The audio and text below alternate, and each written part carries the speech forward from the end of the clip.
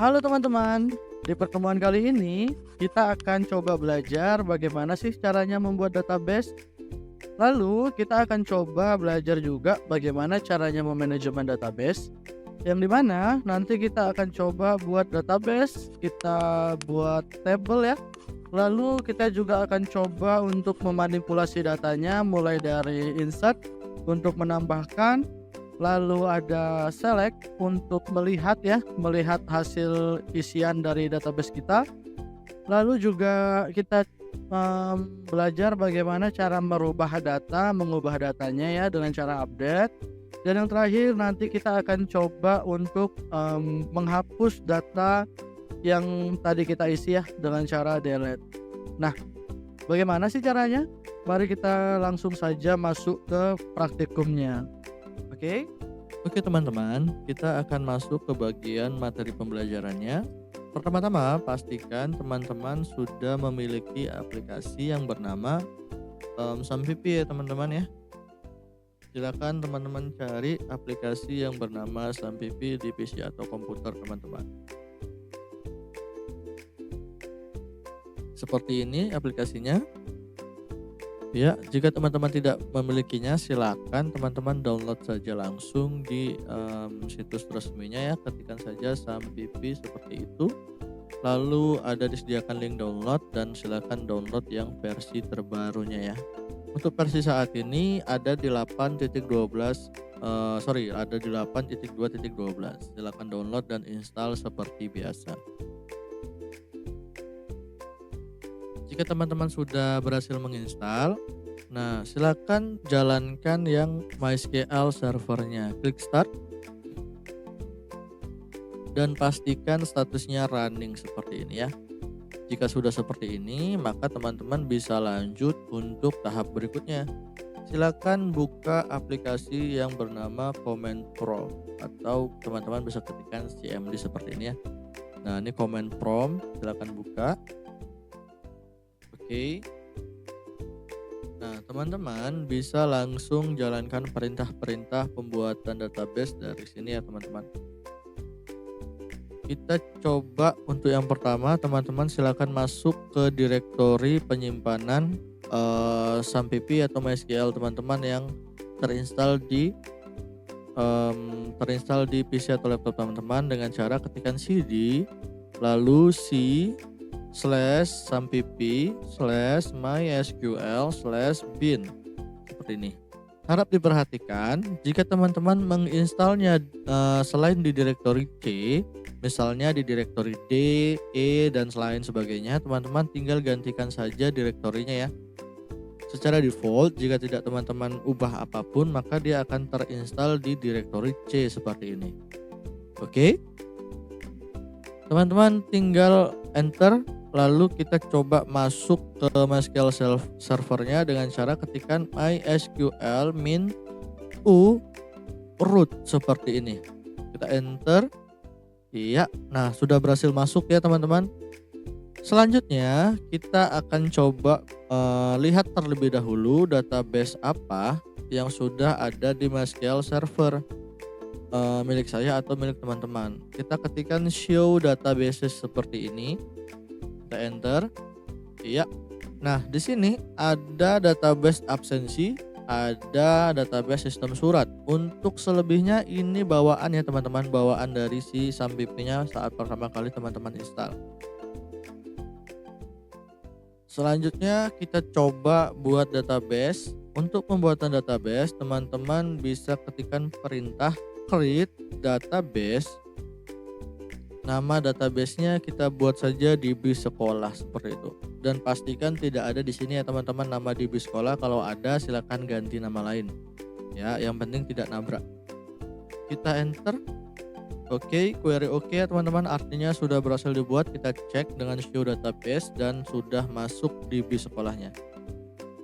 Oke, selanjutnya kita coba buat table ya teman-teman. Kita gunakan dulu database DB sekolah dengan perintah use DB sekolah seperti ini. Ya, kita sudah berhasil menggunakan DB sekolah. Tuh, ya. Lalu kita coba buat table baru dengan cara create table. tabel siswa gitu ya, yang dimana create tabel siswa ya teman-teman, yang dimana kita menyimpan data ID-nya itu tipe datanya INT, lalu kita jadikan dia auto increment, auto increment, lalu primary key seperti itu ya. Jadi nanti ID-nya ini akan terisi secara otomatis, lalu dia akan menjadi sebuah primary key atau kunci utama ya, untuk kita dapat merubah dan menghapus data nantinya. Lalu kita coba menyimpan data NIS, tipe datanya dia varchar, banyak datanya 6. Lalu kita menyimpan data nama yang tipe datanya itu sama ya, varchar juga, banyak datanya 50. Lalu kita menyimpan data kelas yang dimana tipe datanya sama, varchar, banyak datanya 10. Dan yang terakhir kita menyimpan data jurusan yang dimana tipe datanya juga varchar dan banyak datanya 30 seperti itu ya.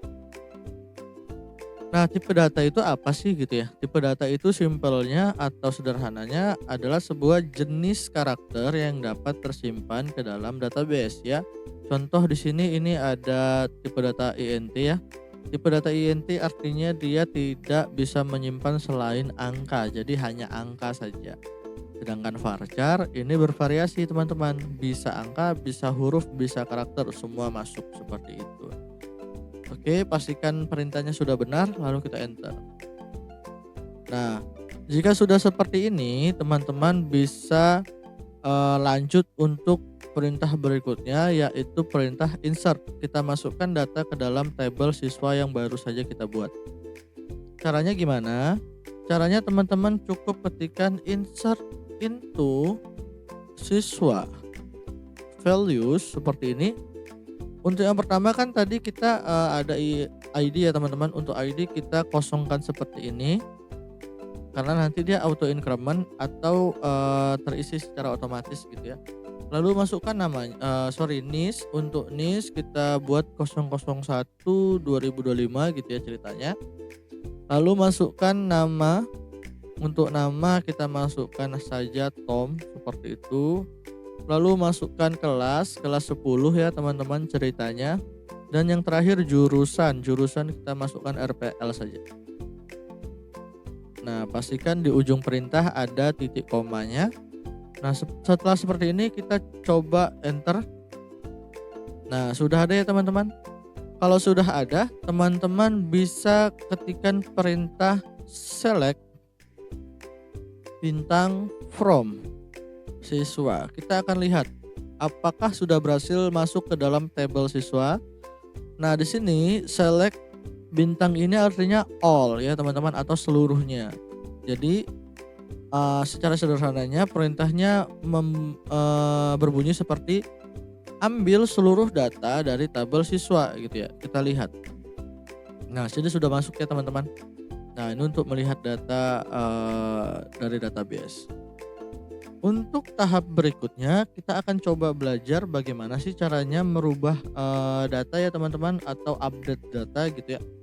Kita coba jalankan. Untuk perintah ubah data itu adalah update. Jadi tinggal update.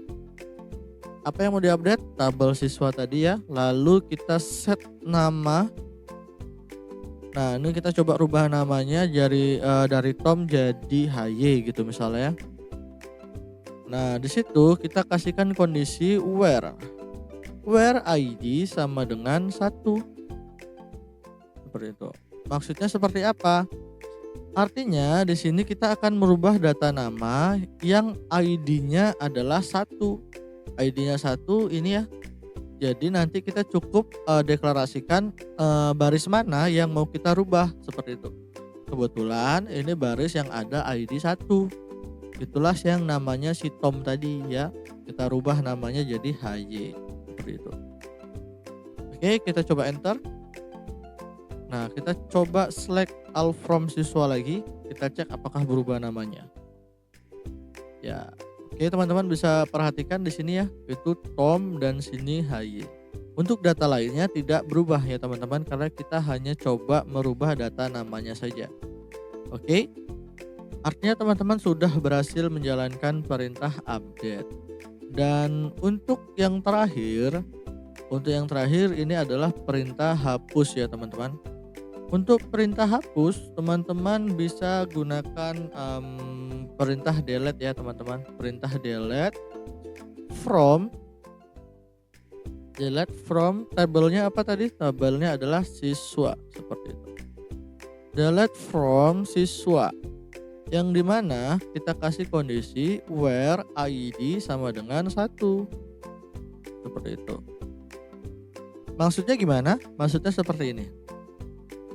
Jalankan perintahnya atau bahasanya seperti ini. Hapus dari tabel siswa yang dimana ID-nya 1. Jadi hanya ID 1 yang akan dihapus. Secara sederhananya gitu ya. Nah, kita cek di dalam tabel ID berapa yang ada. Nah, di sini hanya ID 1 ya teman-teman. Dan ID 1 ini itu mewakili satu baris dari kolom-kolomnya ini ya teman-teman, dari barisnya ini. Maka ketika nanti kita hapus ID 1, maka teman-temannya ini juga akan terhapus, seperti itu. Jadi kita cukup ambil primary key-nya saja, ambil ID-nya saja, seperti itu. Jadi perintahnya hapus dari tabel siswa yang datanya hanya ID 1. Selain itu jangan dihapus, seperti itu. Oke, kita coba cek. Kita enter. Nah, query oke ya. Jadi kita coba lihat show tables dulu. Nah, sini sudah ada tabel siswa ya. Tabel siswa sudah ada. Kita cek tabel siswanya, harusnya sudah tidak ada data apapun ya teman-teman. Kita cek dengan cara select all from siswa. Oke. Nah, di sini sudah muncul empty state. Artinya data sudah terhapus. Jadi tidak ada lagi data. Oke. Nah, selamat untuk teman-teman semua sudah berhasil belajar tentang database ya, tentang SQL language ya. Nah, yang pertama teman sudah berhasil belajar untuk melihat database tadi ya. Coba untuk membuat database, coba membuat table, dan coba create, read, update, delete. Oke. Jadi teman-teman sudah membuat input ya, insert, sudah ubah, update, dan delete, hapus ya. Dengan begitu teman-teman sudah bisa untuk membuat database lainnya dengan cara perintah yang sama seperti tadi ya.